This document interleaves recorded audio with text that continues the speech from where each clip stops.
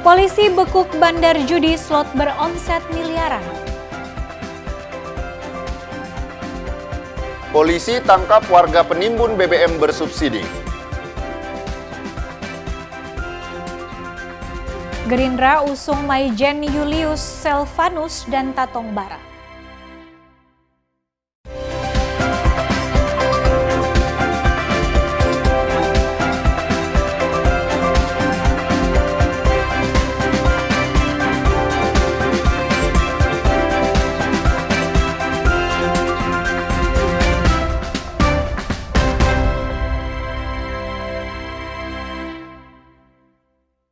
Halo, selamat pagi masyarakat Manado dan Sulawesi Utara. Kembali Sapa Manado hadir menjumpai Anda dengan serangkaian informasi pilihan yang sudah disiapkan tim redaksi Kompas TV Manado. Selain ketiga informasi tadi, beragam informasi lainnya juga akan hadir untuk Anda di Sapa Manado pagi ini.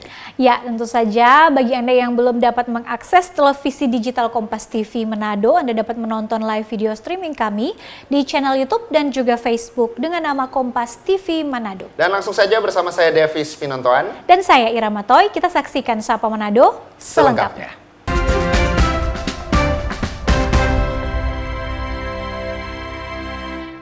Saudara, petugas dari Satreskrim Polres Minahasa Utara berhasil membekuk seorang pria yang diduga adalah bandar besar judi slot dengan omset miliaran rupiah di Desa Matungkas, Minahasa Utara pada Senin malam kemarin.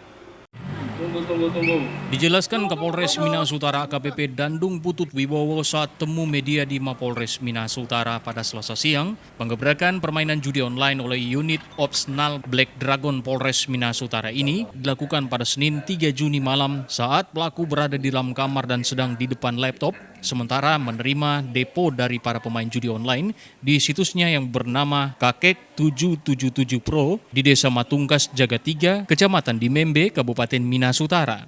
Petugas kemudian membekuk lelaki bernama Syawal Maka atau SM, 26 tahun, yang telah melakukan praktik judi slot ini sejak Mei 2023 hingga Juni 2024. Pada hari Senin tanggal 3 Juni di Blok D nomor 20, tepatnya di Desa Matungkas, Jagatiga, Kecamatan Dimimbi, Kabupaten Minahasa Utara.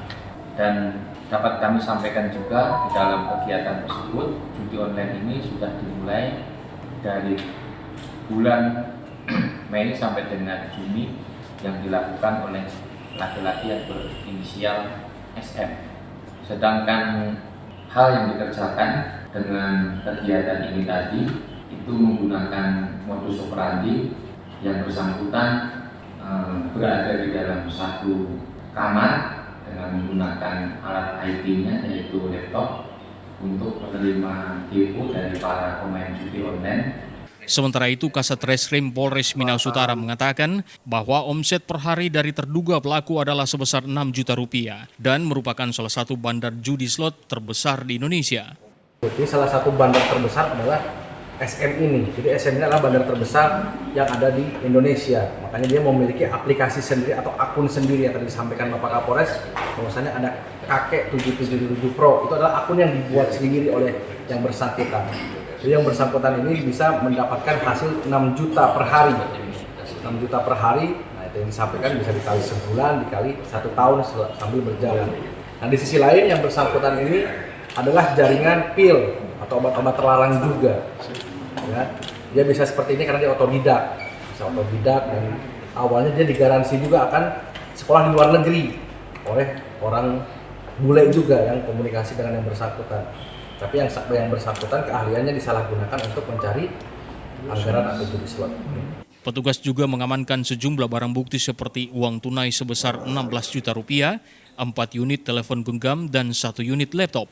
Pelaku akan dijerat dengan pasal 303 ayat 1 KUHP dengan ancaman hukuman selama 10 tahun penjara. Edward Siwi, Kompas TV Minahasa Utara, Sulawesi Utara. Kita ke informasi berikutnya. Saudara, Kepolisian Resort Kota Mobagu, Sulawesi Utara menangkap 4 orang warga di SPBU Moyak dan SPBU Kota Bangon karena diduga melakukan penimbunan BBM bersubsidi dengan modus tangki rakitan dan menyita 1.000 liter BBM bersubsidi jenis Pertalite. Kepolisian Resort Kota Mobagu terus memperketat pengawasan di sejumlah stasiun bahan bakar di wilayah Kota Mobagu. Dari hasil pengawasan tersebut, polisi berhasil menangkap 1.000 liter BBM bersubsidi jenis Pertalite, 4 orang warga dan 3 unit kendaraan roda 2 yang tangkinya sudah dimodifikasi agar lebih banyak mendapatkan BBM saat melakukan pengisian BBM di SPBU, sejumlah galon berisi BBM, serta 1 unit kendaraan minibus yang digunakan untuk mengangkut BBM. Pembelian BBM bersubsidi dalam jumlah banyak terjadi karena diduga ada kerjasama antara petugas SPBU dan warga dengan cara setiap kali mengisi BBM di SPBU, warga membayar premi ke petugas SPBU dengan jumlah bervariasi sesuai banyaknya BBM yang dibeli sehingga warga lebih mudah mendapatkan BBM.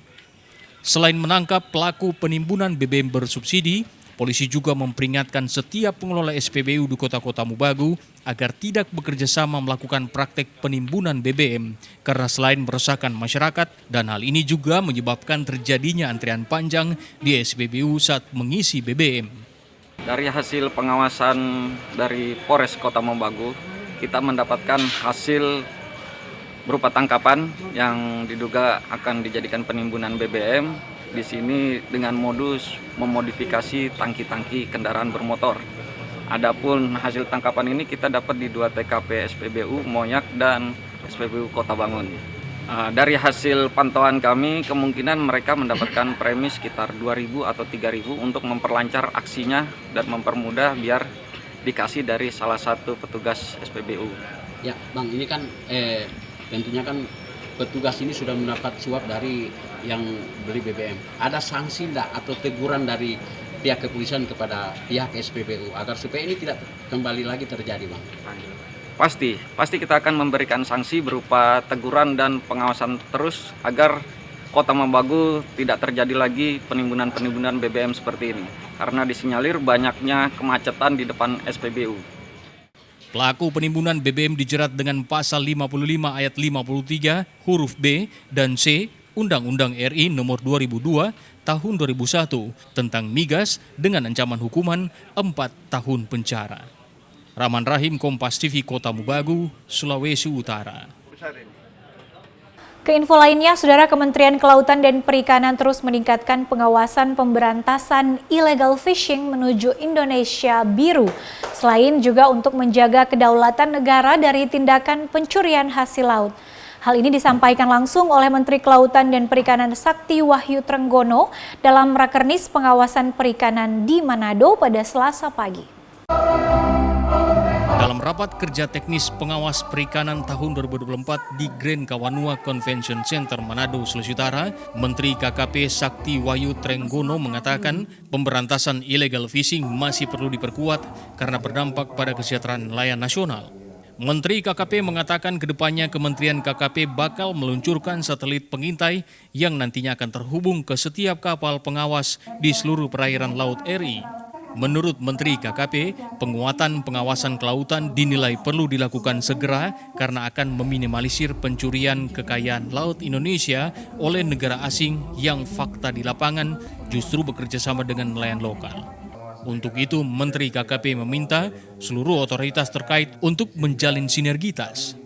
Pekerjaan pengawasan ini bukan pekerjaan yang sederhana, terutama khusus soal IUU fishing saja. Kebetulan hari ini adalah hari IUU fishing internasional. Yang perlu kita renungkan adalah apakah benar kita sudah menjaga dan mengawasi dengan baik. Artinya bukan hanya mengawasi saja, tapi juga kita kemudian bisa memastikan bahwa biota atau populasi perikanan kita terjaga dengan baik. Pengawasan tidak hanya, apakah sudah berhasil pengawasan kita? Belum sempurna, tetapi sudah mulai membaik. Yang kita awasi tidak hanya soal pencurian ikan. Ya, pencurian ikan itu ikan sendiri ya, lalu kemudian ada lagi ruang laut juga harus dijaga. Ruang laut, pembangunan pulau-pulau kecil tanpa terkendali dan seterusnya yang berdampak kepada kerusakan ekologi, ini juga harus dijaga. Rapat kerja teknis pengawasan perikanan tahun 2024 di Kota Manado dihadiri Dirjen Pengawasan Sumber Daya Kelautan dan Perikanan PSDKP dan seluruh jajaran. Jimmy Dapar, Kompas TV Manado, Sulawesi Utara. Ya saudara, jelang Hari Raya Idul Adha, harga daging sapi di Pasar Bersati, Kota Manado normal. Pedagang mengaku ketersediaan pasokan yang cukup dan permintaan yang tidak meningkat signifikan membuat harga tetap normal. Harga daging sapi di salah satu pasar tradisional di Kota Manado, yakni Pasar Bersati, jelang Idul Adha berada pada kondisi normal. Per kilogramnya harga daging sapi dijual Rp125.000, sama dengan harga di hari-hari sebelumnya. Pedagang mengaku harga daging sapi tidak mengalami kenaikan karena pasokan daging sapi tersedia cukup dari pemasok dan permintaan konsumen cenderung tidak mengalami peningkatan yang signifikan. Pedagang sapi menyampaikan pembelian kali ini berkurang dan beralih ke pasar swalayan atau supermarket. Pedagang membandingkan kondisi jelang Idul Adha tahun sebelumnya dengan tahun ini relatif mengalami penurunan permintaan. Sebelumnya harga daging sapi dijual berapa? Masih stabil, masih 125. Sekarang dijual? 125. Oh, belum ada kenaikan? Belum ada kenaikan. Oke. Sejumlah sapi ini sebenarnya didatangkan dari mana? Macam-macam kampung. Macam-macam kampung. Iya. Artinya kok bisa tidak ada kenaikan? Seperti apa, boleh Bapak jelaskan ya? Karena memang banyak ya? Pembeli kurang sekarang. Oh, pembeli kurang. Iya. Biasanya pembeli beralih kemana kalau lagi? Kalau pembeli sekarang beralih ke supermarket. Oh, iya. Paling banyak di sana. Dari pantauan Kompas TV, penjualan daging sapi di Pasar Bersati relatif normal. Meski dalam beberapa hari ke depan, masyarakat akan menghadapi Hari Raya Idul Adha. Dari data yang ada, setidaknya 10 hingga 12 ekor sapi dipotong dan dijual oleh pedagang yang berada di Pasar Bersati, Kota Manado. Aldi Paskual, Kompas TV Manado, Sulawesi Utara. Kita pindah ke info lainnya, Saudara. Di Telantas Polda Sulawesi Utara mengedukasi para anak usia dini melalui kegiatan Polisi Sahabat Anak. Kegiatan disambut antusias oleh anak-anak yang berlangsung di Atrium Mall Manado Town Square pada Selasa sore. Kegiatan edukasi yang bertajuk Polisi Sahabat Anak yang digelar Direktorat Lalu Lintas Polda Sulut disambut antusias oleh ratusan anak TK di Manado, Sulawesi Utara. Kegiatan yang berlangsung di Atrium Manado Town Square ini dibuka secara langsung oleh Wakapolda Sulawesi Utara, Brigjen Pol Bahagia Daci, didampingi para pejabat utama Polda dan Bayangkari. Kegiatan Polisi Sahabat Anak ini bertujuan untuk mengedukasi para anak-anak sejak usia dini, terlebih khusus terkait keselamatan berlalu lintas. Edukasi yang diberikan pihak personel di Telantas yang dikemas dengan sejumlah permainan yang menambah semangat anak-anak. Para perwakilan anak-anak TK yang ada juga turut menampilkan atraksi tari-tarian adat khas Sulawesi Utara. Hasil yang diharapkan tentunya melalui kegiatan Polisi Sahabat ini kiranya dapat menjadi sarana pembelajaran bagi siswa-siswi taman kanak-kanak yang ada di wilayah Sulawesi Utara tentang pentingnya kepatuhan terhadap aturan berlalu lintas sejak usia dini untuk menciptakan kader-kader kelompok lalu lintas yang bertanggung jawab dan peduli terhadap lingkungan. Sementara itu, Wakapolda Sulut Brigjen Pol Bahagia Daci menyampaikan kegiatan ini merupakan suatu bentuk tanggung jawab Polri untuk menanggapi sejumlah kejadian kecelakaan lalu lintas yang sering terjadi pada generasi muda. Dengan kegiatan akan menanamkan pada anak-anak bagaimana pentingnya keselamatan berlalu lintas. Peristiwa kecelakaan lalu lintas yang melibatkan para siswa, yang mana akibat dari kecelakaan yang terjadi memiliki dampak yang sangat fatal, seperti luka berat yang dapat menimbulkan kecacatan hingga meninggal dunia. Hal ini tentunya harus menjadi perhatian kita bersama, agar anak-anak yang kita cintai ini dapat terhindar dari kecelakaan lalu lintas yang akan mempengaruhi masa depan anak-anak kita ini. Untuk itu, pendidikan lalu lintas sejak usia dini sangat dibutuhkan. Kegiatan Polisi Sahabat Anak ini juga sebagai bentuk untuk mendekatkan anak-anak dengan kepolisian. Aldi Paskual, Kompas TV Manado, Sulawesi Utara. Saudara, info lainnya akan hadir untuk Anda usai jeda berikut, karena itu tetaplah bersama kami di Sapa Manado.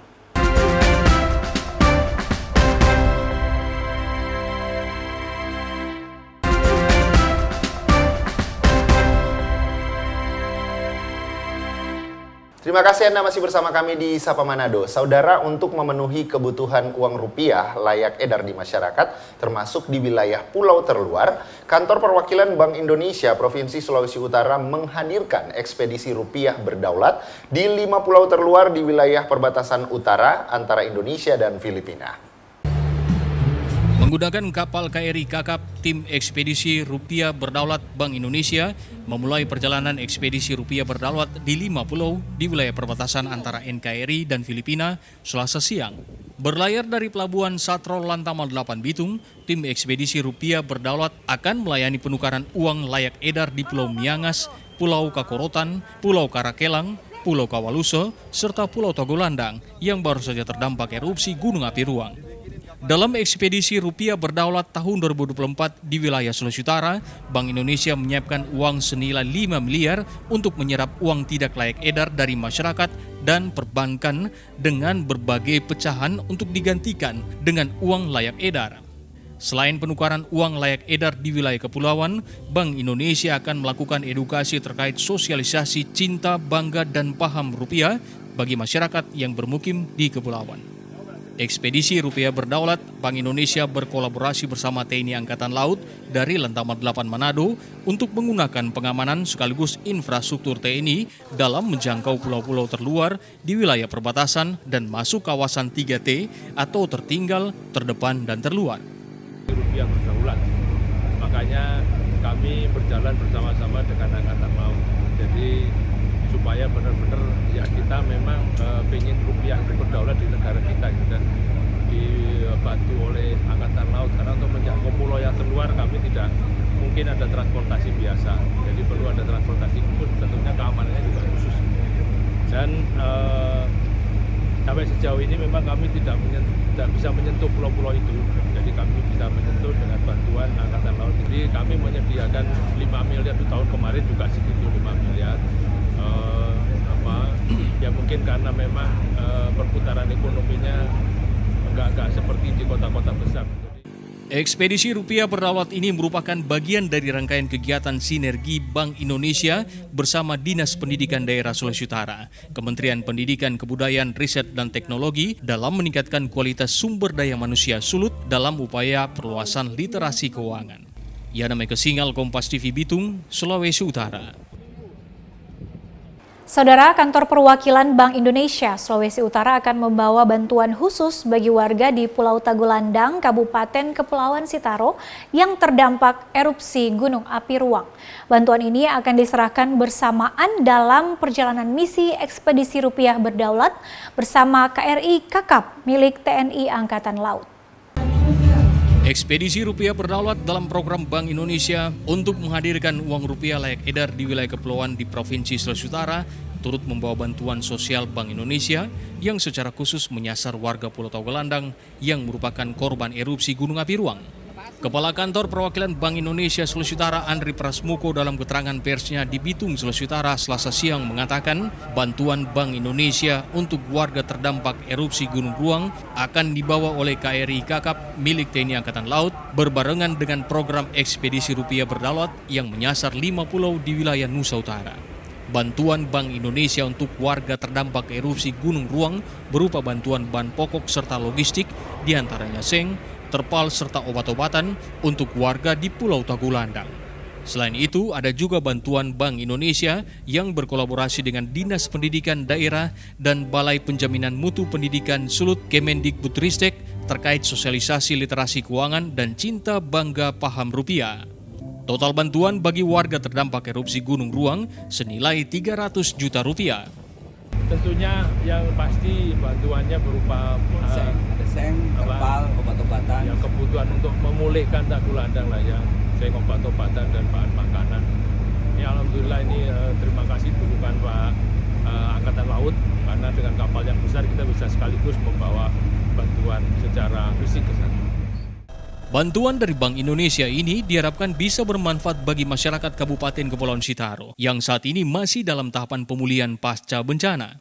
Untuk diketahui, erupsi eksplosif Gunung Ruang yang terjadi pada 30 April 2024 lalu membuat ribuan warga Pulau Ruang dan Pulau Tagolandang terpaksa dievakuasi hingga keluar Kabupaten Sitaro. Kerusakan infrastruktur pun tak terhindarkan. 2 desa di Pulau Ruang harus direlokasi lantaran pemukiman mereka telah rusak parah akibat muntahan material Gunung Ruang. Selain itu, ribuan rumah termasuk bangunan kantor serta fasilitas umum di Pulau Tagulandang rusak akibat muntahan material Gunung Ruang. Yana Mekasingal, Kompas TV Bitung, Sulawesi Utara. Kita ke informasi berikutnya, Saudara Partai Gerindra Sulawesi Utara resmi mengusung Maijen TNI Purnawirawan Julius Selvanus Lumbaa dan Insinyur Haja Tatongbara untuk maju dalam pemilihan kepala daerah Pilkada Gubernur Sulawesi Utara pada bulan November 2024 mendatang.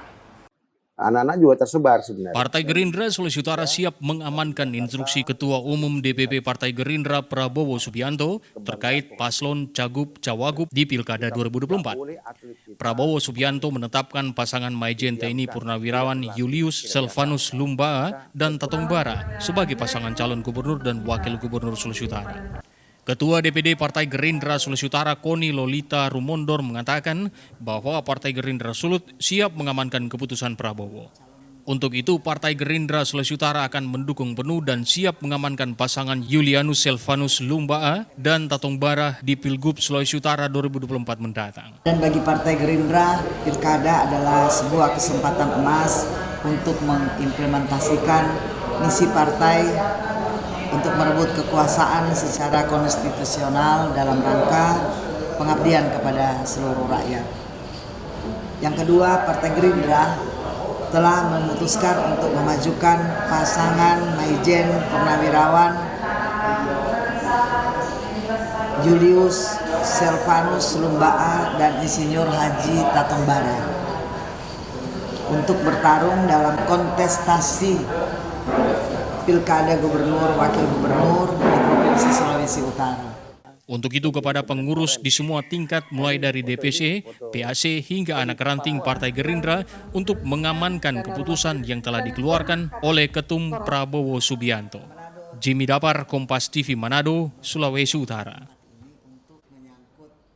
Ya, selain rangkuman informasi yang sudah dikumpulkan oleh teman-teman kru Kompas TV Manado, kami juga sudah menyiapkan VT berupa info pengetahuan untuk menambah hasanah wawasan Anda di pagi hari ini. Berikut info pengetahuan.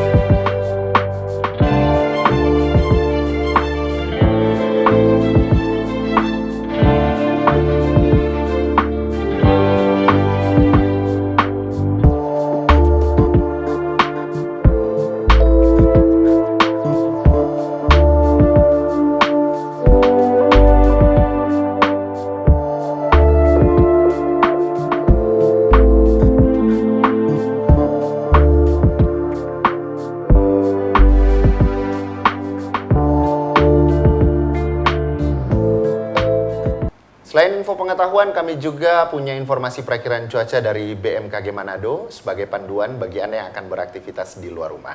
Dan berikut informasi.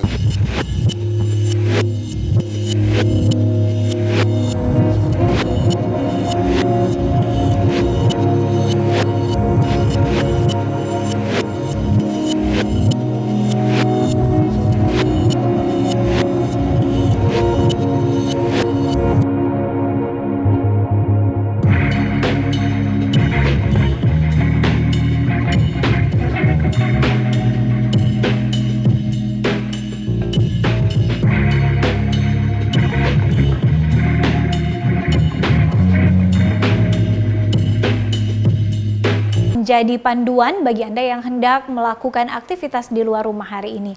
Dan usai jeda berikut, seperti biasa kita akan hadirkan segmen talk show untuk Anda, tentunya selalu dengan topik dan juga narasumber yang menarik. Nanti akan dipandu oleh rekan saya Devis, karena itu Anda jangan kemana-mana, tetaplah bersama kami di Sapa Manado.